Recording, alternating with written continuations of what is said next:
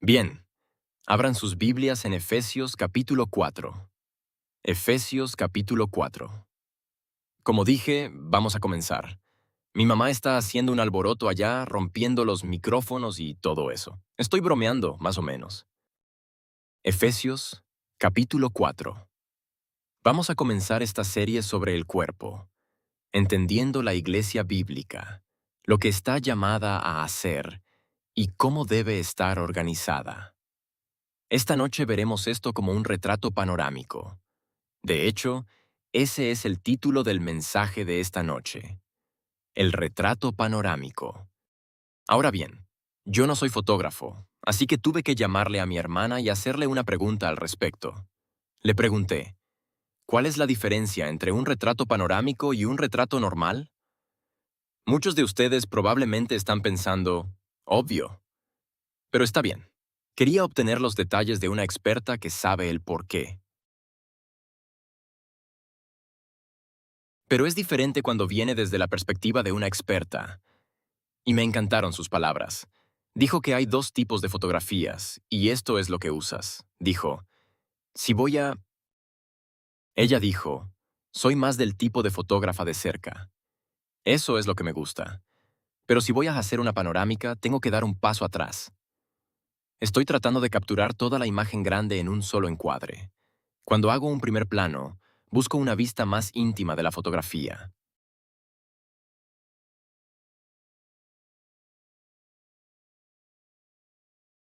Y en cuanto a la iglesia, a lo largo de esta serie, recibirás ambas perspectivas. Esta noche es una vista panorámica. Es el cuadro completo. Vamos a ver este pasaje, Efesios capítulo 4, versículo 11. Y esta es la idea detrás de esto. En Efesios capítulo 4, Pablo nos da la visión de la iglesia. Y entiende que no es mi visión, no es la visión de un pastor, no es la visión de algún predicador. Esta es la visión de Dios para la iglesia, para el cuerpo de Cristo. Es importante que lo entendamos. Antes de construir algo, antes de construir una casa o cualquier estructura, necesitas poder ver la estructura terminada. Un arquitecto no te entrega un montón de madera y te dice, buena suerte.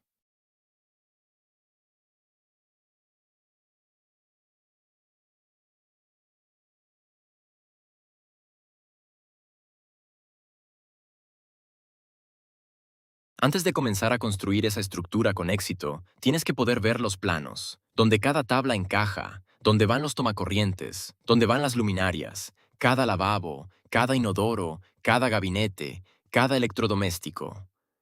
Tienes que ver el panorama completo. Y eso es lo que vemos aquí en Efesios capítulo 4. El producto terminado, el panorama completo. Así que comencemos a leer juntos.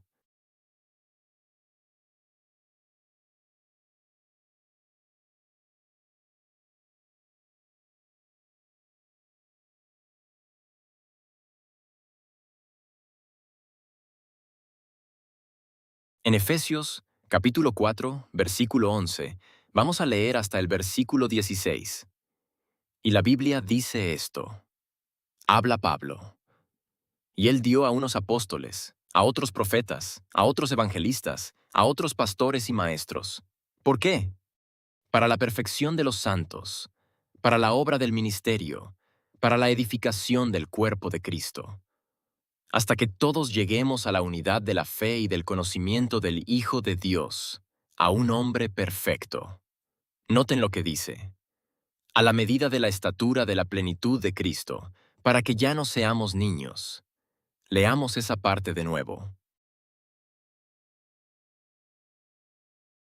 Que ya no seamos niños, sacudidos y llevados por todo viento de doctrina, por estratagemas de hombres que engañan con astucia, sino que, hablando la verdad en amor, crezcamos en todo hacia aquel que es la cabeza, Cristo, de quien todo el cuerpo, bien unido y ensamblado por lo que cada coyuntura suple, conforme a la actividad de cada parte, recibe su crecimiento para la edificación de sí mismo en amor.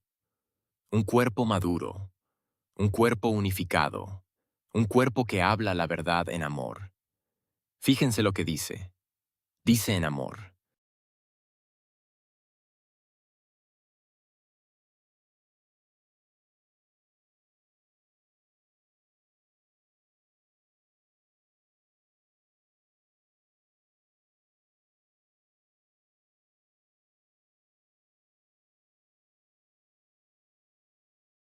No siempre en palabras suaves y fáciles. Creo que hemos mirado demasiado la definición de amor del mundo. Y esa definición dice que no puedo confrontarte cuando haces algo malo. Eso no es amor, eso es complicidad.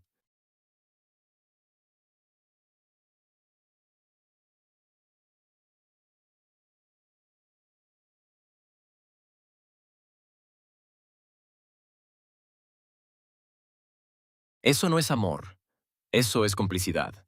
Como creyentes estamos llamados a desafiarnos mutuamente, como el hierro afila al hierro. Y cuando el hierro afila al hierro, hay fricción.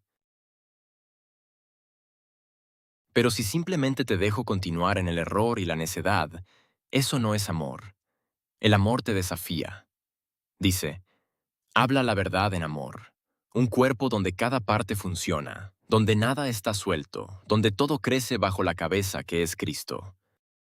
Ese es el destino que Pablo nos da esta noche. Pero ¿cómo llega una iglesia hasta allí? No puedes solo leer Efesios 4 y desear que tu congregación alcance esa visión. Hay bloques de construcción. Hay un camino desde el día de Pentecostés hasta la Nueva Jerusalén. Toda iglesia fiel debe caminar ese sendero. Esta noche vamos a presentar los 10 bloques fundamentales que vemos aquí.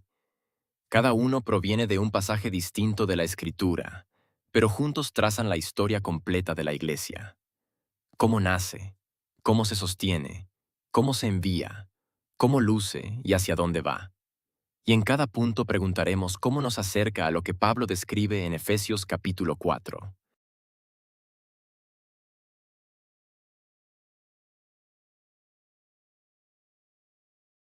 Veamos estos 10 bloques fundamentales. Número 1. El establecimiento de la iglesia. El establecimiento de la iglesia. Esto habla de la institución en Hechos, capítulo 2, versículos 1 al 4. Y también veremos el versículo 41. Con todo esto en la pantalla. Cuando el día de Pentecostés llegó, todos estaban reunidos. Noten lo que dice. Unánimes en un mismo lugar. Y de repente vino del cielo un sonido como de un viento recio y poderoso, que llenó toda la casa donde estaban sentados. Y se les aparecieron lenguas repartidas, como de fuego, que se posaron sobre cada uno de ellos. Y fueron todos llenos del Espíritu Santo y comenzaron a hablar en otras lenguas, según el Espíritu les daba que hablasen. Luego noten el versículo 41. Los que recibieron su palabra con gozo fueron bautizados, y aquel día se añadieron como 3,000 almas. Y entiendan esta noche que la iglesia no comenzó con una reunión estratégica. Comenzó con fuego del cielo y la palabra de Dios predicada. Cristo creó la iglesia mediante la proclamación del Evangelio y el derramamiento de su Espíritu. Toda iglesia sana comienza igual, por el nuevo nacimiento, no por una marca. Sin la iglesia nacida del Espíritu, no hay edificación del cuerpo, ni el aliento al creyente del que habla Pablo.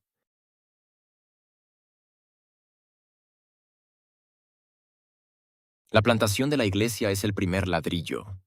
No solo vemos la plantación, sino también el pilar de la iglesia. El pilar habla del fundamento. Miren 1 Corintios capítulo 3, versículo 11. La Biblia dice esto: nadie puede poner otro fundamento que el que ya está puesto, que es Jesucristo. Escúchenme bien.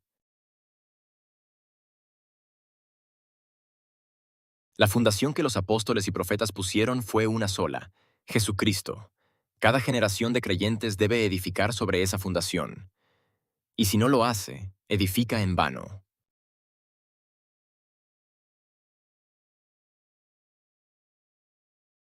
La iglesia no descansa en programas, ni en personalidades, ni en relevancia cultural. La iglesia se sostiene en la persona y la obra de Jesucristo.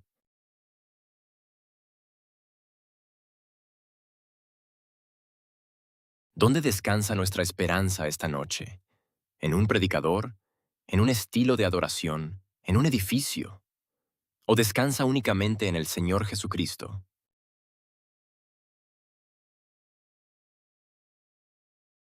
Efesios capítulo 4 asume el señorío de Cristo sobre la iglesia. No está en duda. El versículo 15 dice, Él es la cabeza.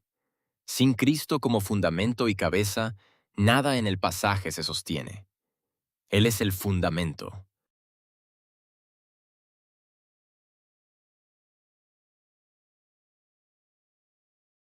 Vemos la plantación de la iglesia, el pilar de la iglesia. También quiero que veamos el propósito de la iglesia. Esto habla de la comisión. Miren Mateo 28, versículos 18 al 20. La Biblia dice, Jesús se acercó y les habló, diciendo, Toda potestad me es dada en el cielo y en la tierra. Por tanto, id y haced discípulos de todas las naciones. Esa palabra significa hacer discípulos, bautizándolos en el nombre del Padre, del Hijo y del Espíritu Santo, enseñándoles a guardar todas las cosas. La palabra enseñar significa adoctrinar, educar, enseñándoles a guardar todo lo que yo os he mandado. Con permiso.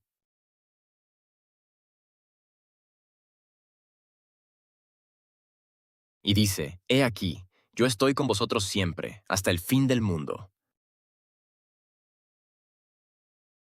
Dice, Id, haced discípulos, bautizad, enseñad.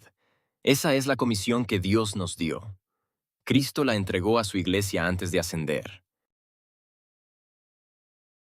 Toda iglesia local existe bajo esa comisión.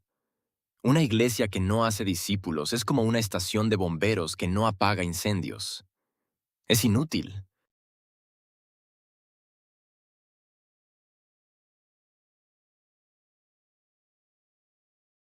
La iglesia que hace discípulos es la que avanza hacia la unidad de la fe y el conocimiento del Hijo de Dios.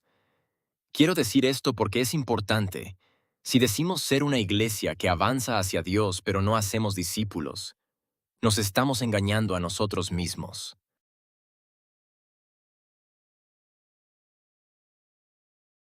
Para avanzar. Avanzar requiere evangelismo y discipulado. Estas dos cosas son cómo el cuerpo de Cristo crece hacia la madurez. Y así vemos la plantación de la iglesia, el pilar de la iglesia, el propósito de la iglesia. Y ahora quiero que veamos el poder de la iglesia. El poder de la iglesia. Esto habla de la vitalización. La Biblia dice en Hechos capítulo 1, versículo 8, Recibiréis poder cuando el Espíritu Santo venga sobre vosotros. Y seréis mis testigos en Jerusalén, en toda Judea, en Samaria y hasta lo último de la tierra. Noten lo que Jesús no dijo aquí. No dijo, recibiréis marketing inteligente. No dijo que recibirían mejores programas. No dijo que recibirían un mejor edificio.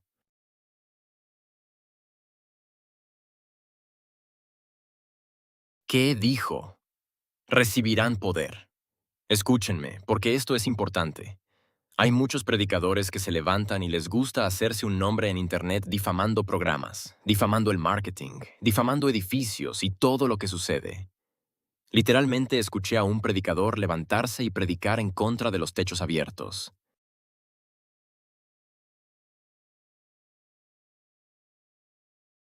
La primera iglesia se reunió en un establo.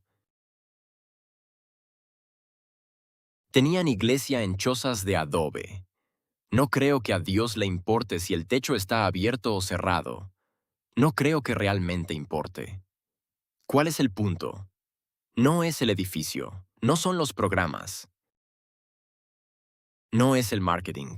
Dios nos dio esas cosas para usarlas con un propósito. Pero escucha, no son esas cosas las que nos hacen crecer. Es el poder del Espíritu Santo el que hace que esas cosas funcionen para nosotros.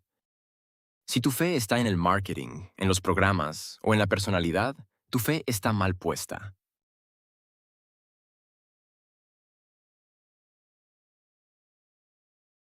Por eso oramos antes de planificar. Por eso buscamos el rostro de Dios antes de llenar los bancos. Porque sin el poder del Espíritu, no podemos crecer en Él en todas las cosas. Como dice Efesios 4:15, la vitalidad del cuerpo depende de la vitalidad del Espíritu que obra en nosotros. Vemos la plantación, el pilar, el propósito y el poder de la iglesia. Ahora quiero que veamos el proceso de la iglesia. El proceso de la iglesia. Esto habla de santificación. Y este punto cae directamente sobre nuestro texto principal, en Efesios capítulo 4. Miren conmigo los versículos 12 y 13. Nos dice que Dios nos dio apóstoles, profetas, evangelistas, pastores y maestros. Y en el versículo 12 nos da la razón. Dice, para la perfección de los santos. Esa palabra perfeccionamiento significa madurez. Dice, para el perfeccionamiento de los santos, para la obra del ministerio, para la edificación del cuerpo. Eso significa edificar el cuerpo de Cristo hasta que todos lleguemos a la unidad en la fe y en el conocimiento del Hijo de Dios, hasta un hombre perfecto, y luego, a la medida de la estatura de la plenitud de Cristo. ¿De qué habla? Habla de lo mismo que mencionó en Romanos capítulo 8, versículo 29, donde dice que los creyentes están predestinados a ser conformados a la imagen de su Hijo. Si pones tu fe y tu confianza en Cristo, la Biblia dice que aunque debemos esforzarnos por la perfección aquí, podemos glorificarnos y regocijarnos en que alcanzaremos la perfección allá.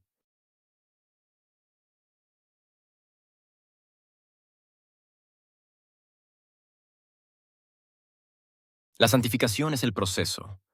Cristo dio hombres dotados a la iglesia, no para hacer todo el ministerio ellos mismos, sino para equiparte, para darte lo que necesitas para hacer la obra. La palabra perfeccionamiento tiene un significado profundo. Significa madurar, pero también significa remendar o restaurar, o poner en orden. Los pastores y maestros preparan al pueblo de Dios como un soldado equipado para la batalla. Entonces el pueblo sale a hacer la obra. El cuerpo se edifica a sí mismo.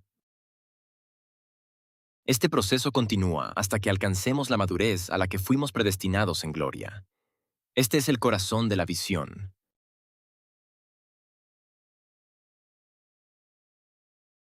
¿Me estoy permitiendo ser equipado?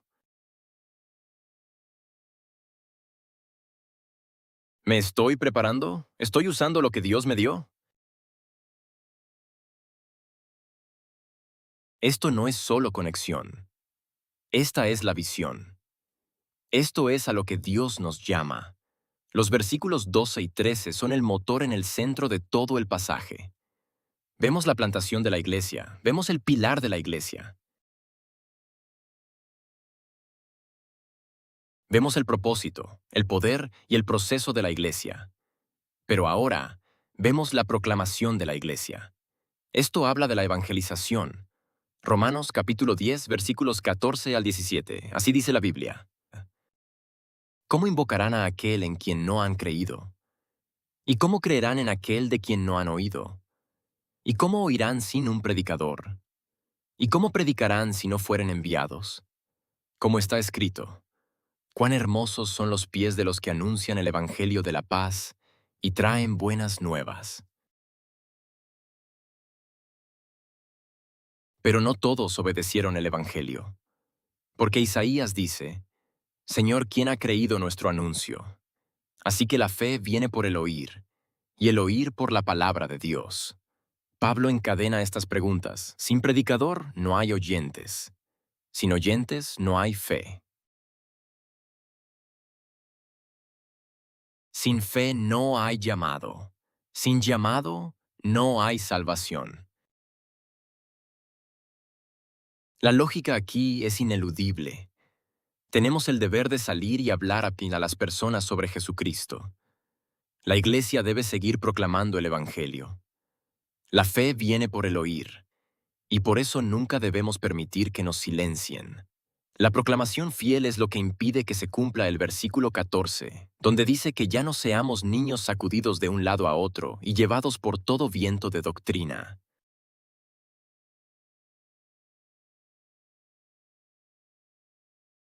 La sana doctrina predicada desde el púlpito es el ancla que sostiene al cuerpo firme. Vemos la plantación de la Iglesia, el pilar de la Iglesia, el proceso, el propósito y el poder de la Iglesia.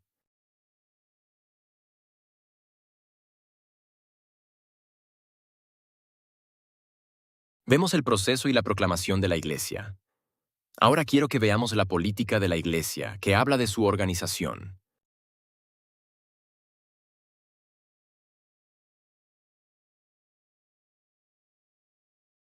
Filipenses 1:1. Pablo escribe esto como saludo al libro de Filipenses, pero nos da mucha información. Dice, Pablo y Timoteo, siervos de Jesucristo, a todos los santos en Cristo Jesús que están en Filipos, con los obispos y diáconos. Noten cómo lo expresa, a los santos, junto con los obispos y diáconos.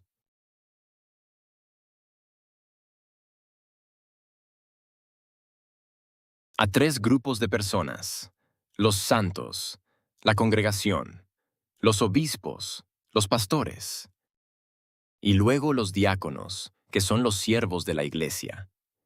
Desde el principio, la iglesia tuvo estructura. Pablo se dirige a la iglesia filipense con tres grupos: los santos, los obispos, que la Biblia también llama ancianos, supervisores o pastores, y los diáconos. Dios es un Dios de orden, no de confusión. La simplicidad de la estructura, miembros, ancianos, diáconos, protege la misión de la iglesia y preserva su unidad. Cada grupo es responsable ante los demás. Profundizaremos en esto más adelante en esta serie. Pero entiendan, el orden piadoso protege la unidad que Pablo anhela. En Efesios 4:13, cuando una iglesia tiene líderes fieles y diáconos con corazón de siervos, el cuerpo puede enfocarse en la obra del ministerio sin distracción. Vemos la plantación de la iglesia, el pilar de la iglesia, el propósito, el poder y el proceso de la iglesia.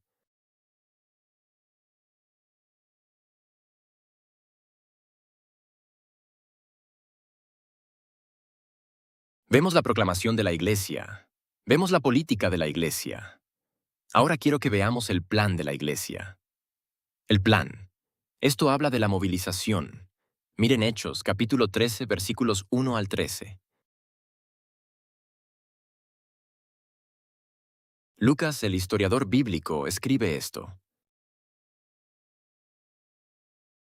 Ahora bien, en la iglesia que estaba en Antioquía había ciertos profetas y maestros: Bernabé, Simón el que se llamaba Níger, Lucio de Cirene, Manaén, que se había criado junto con Herodes el tetrarca, y Saulo.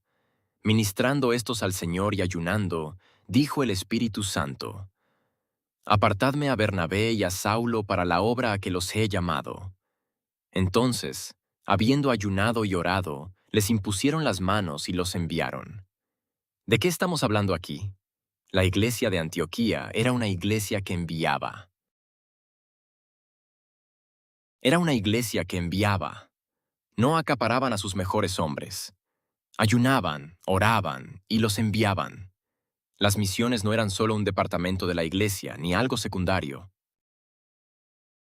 Misiones. Toda iglesia sana envía. Eso está en su ADN. Pero quiero que entendamos algo sobre esa idea de enviar. No se trata solo de traer misioneros, escuchar historias tristes y votar si apoyarlos con $40 al mes. Eso es lo que digo. Lo que se requiere para ser una iglesia en ascenso es hacer crecer hombres y mujeres en nuestra congregación, rendirse al Espíritu Santo, rendirse a la obra del Señor y dejarlos ir a representarnos. Y esa persona podría ser tú. Quizás Dios te quiere enviar a ti. ¿Estaban ascendiendo en la iglesia?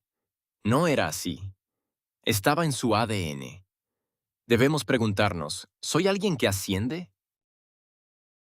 ¿Soy alguien que va? ¿O simplemente estoy quieto? Ascending Church es una iglesia, como dice su nombre. Y como escribe Pablo en Efesios 4:16, el cuerpo es compactado por lo que cada articulación provee. Cuando el cuerpo está movilizado, ascendiendo, cada parte cumple su función. Y como resultado, todo el cuerpo crece.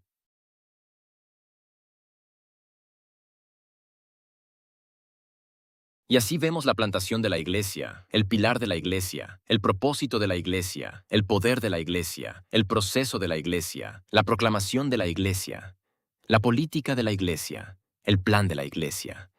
Y ahora quiero que vean la peculiaridad de la iglesia, la peculiaridad de la iglesia.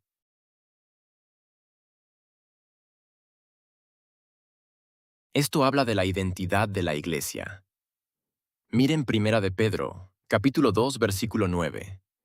El apóstol Pedro escribe esto: Mas vosotros sois linaje escogido, real sacerdocio, nación santa, pueblo adquirido, para que anunciéis las virtudes de aquel que os llamó de las tinieblas a su luz admirable. Vosotros que en otro tiempo no erais pueblo, pero que ahora sois pueblo de Dios, que no habíais alcanzado misericordia, pero que ahora habéis alcanzado misericordia. Amados, os juego como extranjeros y peregrinos que se abstengan de los deseos carnales que guerrean contra el alma. Mantengan una conducta honesta entre los gentiles, para que en lo que os calumnian como malhechores, glorifiquen a Dios al ver vuestras buenas obras en el día de la visitación. Quiero que noten un par de cosas. Primero, quiero que notes la palabra peculiar. Especialmente, mira, soy bautista independiente de pies a cabeza, pero hay muchos bautistas independientes que creen que peculiar significa que tienen que vestirse como Steve Urkel.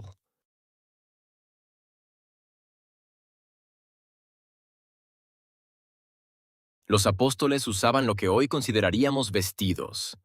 Yo tengo que peinarme el cabello hacia un lado, ponerme camisa blanca y traje negro para predicar. Hermanos, los apóstoles usaban túnicas.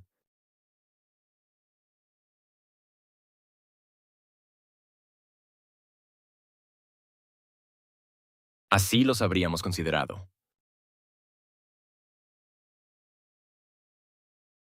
Pedro no dice que tengas que ser un nerd para ser peculiar.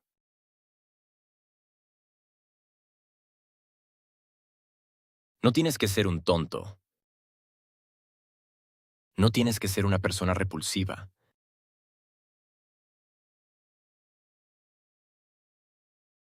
Eso no es lo que significa. ¿Qué significa? Significa ser intrigante. Significa que si alguien observa tu vida, lo que haces, cómo vives y cómo actúas, notará que hay algo diferente. No se trata de tu forma de vestir. Se trata de la conducta de tu carácter.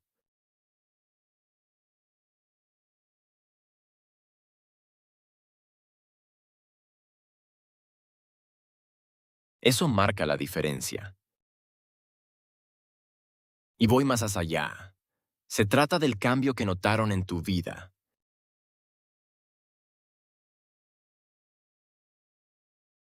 Tengo un amigo que me llama seguido. Él estaba ahí. De hecho, vivimos juntos cuando yo huía de Dios. Él me vio en lo peor. Hicimos el cálculo en un momento. Y no es para glorificar mi vida de entonces. Calculamos la cantidad de alcohol que bebíamos en un fin de semana cualquiera. De hecho, creo que miramos el mes de diciembre de ese año. Y entre nosotros cada uno bebió aproximadamente 28 botellas. Jack Daniels. Hablo de botellas estándar de Jack Daniels cada una.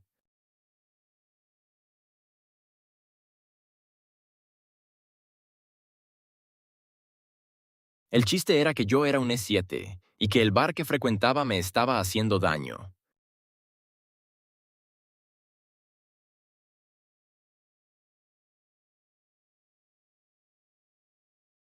En cuanto salí, ya estaba ahí. Y lo cerraba. A veces dormía unas pocas horas, pero la mayoría del tiempo me quedaba hasta el final. Convivía con los bartenders y el personal, y luego manejaba de regreso a donde necesitaba ir.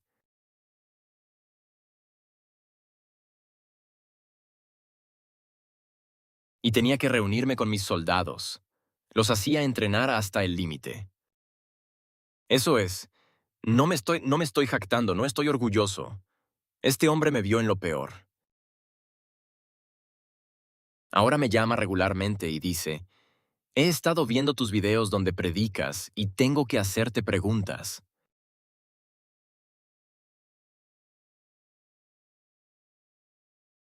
Hay algo diferente en ti. Tiene un capellán que ha estado sobre él, hablándole, llevándolo aparte, diciéndole, estás dañándote a ti mismo, estás huyendo. Dios está tratando de alcanzarte. Tu orgullo te está bloqueando. Tienes que soltarlo. Tienes que rendirte. Eso es lo que el capellán del ejército le está diciendo. Y él sigue. Me llama y me dice, ese tipo no me cae bien. Y los próximos 45 minutos le digo, tu orgullo te está estorbando. Necesitas rendirte a Dios. Y lo acepta de mi parte. ¿Por qué? Porque él ve el cambio. Me he vuelto peculiar.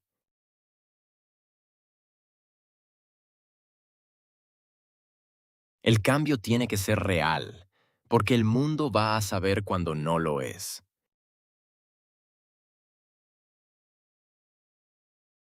Pueden detectar lo falso, pueden detectarlo, y te esperarán. Ese cambio debe ser real. Fuimos llamados a ser peculiares, diferentes. Pedro nos dice en este pasaje quiénes somos y cómo debemos vivir. Somos escogidos, somos reales, somos santos, somos diferentes, apartados, distintos del mundo. Y Pedro, esto es lo interesante, mientras avanzamos por el pasaje. La santidad a la que Dios nos llama es en sí misma evangelística. Esa santidad es lo que llama a los hombres al arrepentimiento.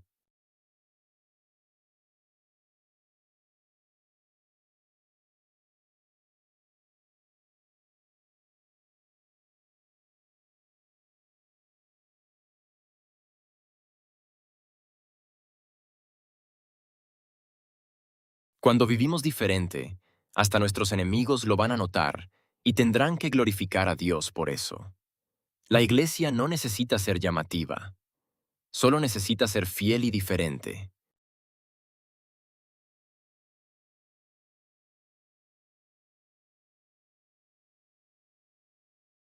La gente santa y peculiar es aquella que ha crecido en Él, como dice Efesios 4:15, lo suficientemente madura para reflejar a Cristo ante el mundo. La madurez espiritual no es solo doctrinal, debe ser visible.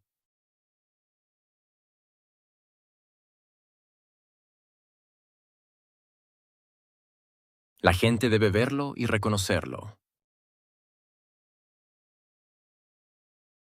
Vimos la plantación de la iglesia, el pilar, el propósito, el poder, el proceso de la iglesia.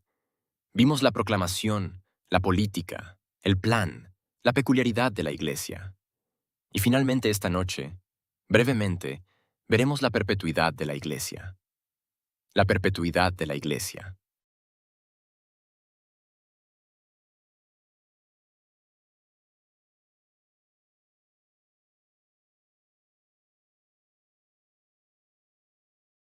Esto habla de la glorificación de la iglesia, o como algunos dirían, la eternidad de la iglesia. Apocalipsis capítulo 21, versículos 1 al 5. Apocalipsis 21, 1 al 5. Estoy compitiendo ahí atrás. No, es broma. Apocalipsis 21, 1 al 5. Este pasaje de las Escrituras debería ser uno de los más alentadores para ustedes.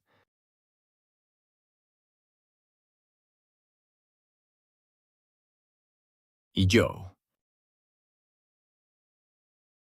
Lean conmigo el versículo 1. Juan el Revelador escribe esto. Vi un cielo nuevo y una tierra nueva, porque el primer cielo y la primera tierra habían pasado, y el mar ya no existía. Y yo, Juan, vi la santa ciudad, la nueva Jerusalén, descendiendo de Dios desde el cielo, preparada como una novia adornada para su esposo. Y oí una gran voz del cielo que decía, He aquí el tabernáculo de Dios con los hombres.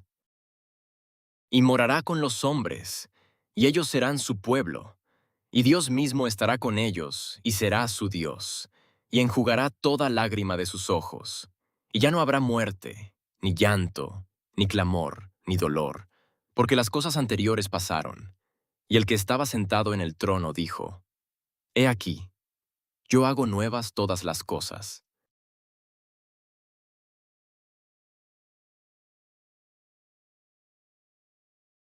Pero me dijo, Escribe porque estas palabras son fieles y verdaderas. Quiero dejarte con esto esta noche.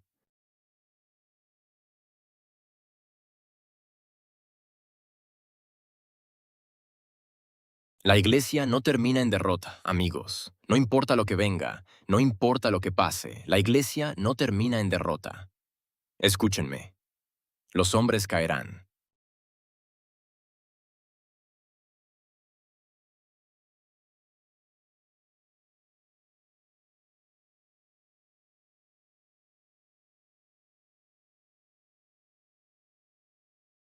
Los predicadores caerán, los pastores caerán, los diáconos caerán, los fideicomisarios caerán, miembros de la iglesia que una vez estuvieron aquí caerán.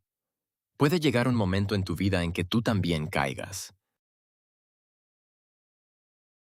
Ha habido momentos en mi vida en que he caído, y puede que vuelva a ocurrir. Pero escúchenme. La iglesia nunca terminará en derrota.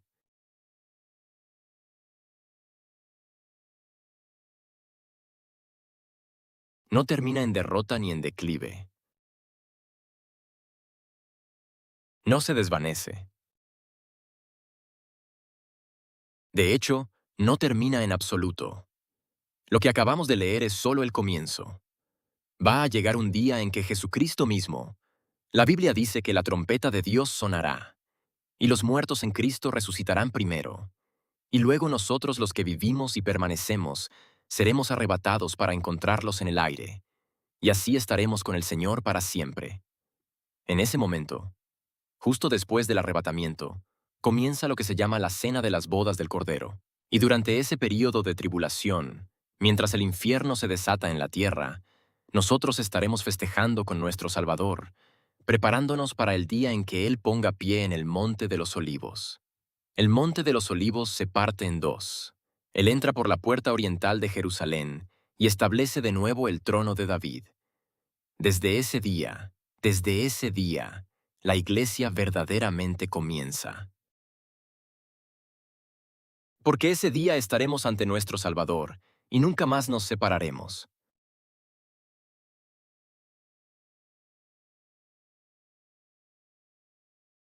La nueva Jerusalén desciende como una novia adornada para su esposo. La morada de Dios está por fin, plenamente con su pueblo. No más lágrimas, no más muerte, no más sufrimiento.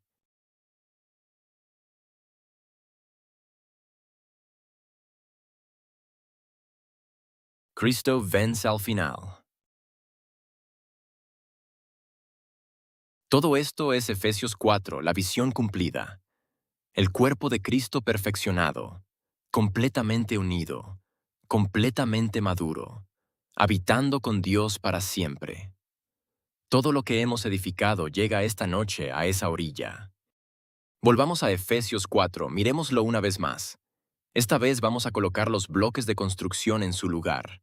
Dice que Cristo dio hombres dotados, apóstoles, profetas, evangelistas, pastores y maestros, por una razón. ¿Cuál fue esa razón? para no acaparar el trabajo, sino equipar a su pueblo. ¿Por qué? Para que el cuerpo haga la obra del ministerio, para que el cuerpo se edifique a sí mismo, para que llegue a la unidad de la fe y al conocimiento del Hijo de Dios, y para que el cuerpo ya no sea infantil, inestable ni fácilmente engañado. Así el cuerpo habla verdad en amor, amor verdadero, verdad verdadera, y crece hacia Cristo. Cada articulación, cada miembro aportando lo que debe, todo el cuerpo se edifica en amor. Esa es la iglesia tal como Cristo la diseñó. Y cada uno de los 10 bloques que recorremos está al servicio de esa visión. Esta noche, hemos contemplado una vista panorámica de la iglesia.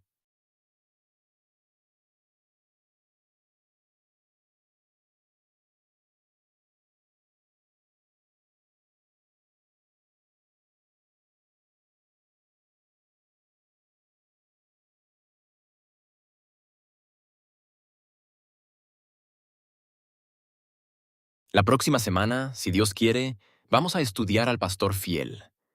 Veremos sus responsabilidades, sus roles, e incluso los conceptos erróneos sobre el pastor. Lo que está llamado a hacer y lo que la gente cree que debe hacer, pero no es así. Esto es lo que les pido. Entiendan que nada de lo que compartiré en esta serie es mi opinión personal, ni una sola palabra. Todo lo que les dé, se los mostraré en la palabra de Dios.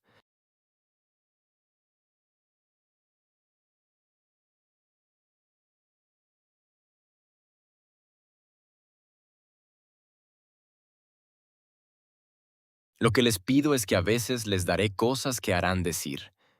Un momento, eso no es lo que me enseñaron. Muchos de ustedes me han escuchado decir esto antes, y lo voy a repetir una y otra vez. Nunca debemos acercarnos a las escrituras con ideas preconcebidas. Debemos acudir siempre a la escritura, dejar que ella nos hable y nos forme en nuestras creencias, y no permitir que nuestras creencias moldeen la escritura.